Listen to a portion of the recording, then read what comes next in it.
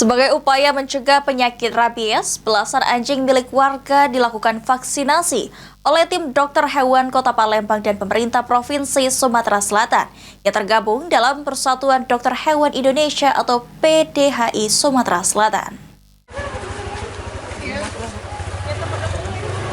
Sebelum dilakukan vaksinasi rabies, anjing milik warga ini terlebih dahulu ditimbang. Setelah itu, barulah anjing ini milik warga di Komplek Kedamaian diberikan suntikan rabies oleh tim dokter hewan Kota Palembang dan pemerintah Provinsi Sumsel yang tergabung dalam Persatuan Dokter Hewan Indonesia atau PDHI Sumsel. Selain diberi suntikan vaksin rabies, anjing-anjing ini juga dilakukan proses sterilisasi oleh PDHI Sumsel.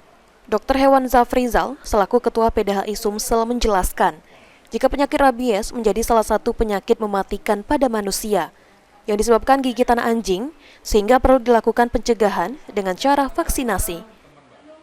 Rabies ini bisa menular kepada manusia, jadi tingkat fatality rate-nya, tingkat kematian pada manusia ini apabila sudah muncul gejala rabies itu 100%. Maka rabies ini sangat berbahaya bagi manusia, sehingga untuk mencegahnya adalah dengan melakukan vaksinasi pada hewan penularnya. Salah satu di Kota Palembang sendiri, menurut Dr. Hewan Zafrizal, ada lebih kurang 1.000 anjing, sehingga paling tidak 70% anjing dilakukan vaksinasi sebagai upaya mencegah rabies.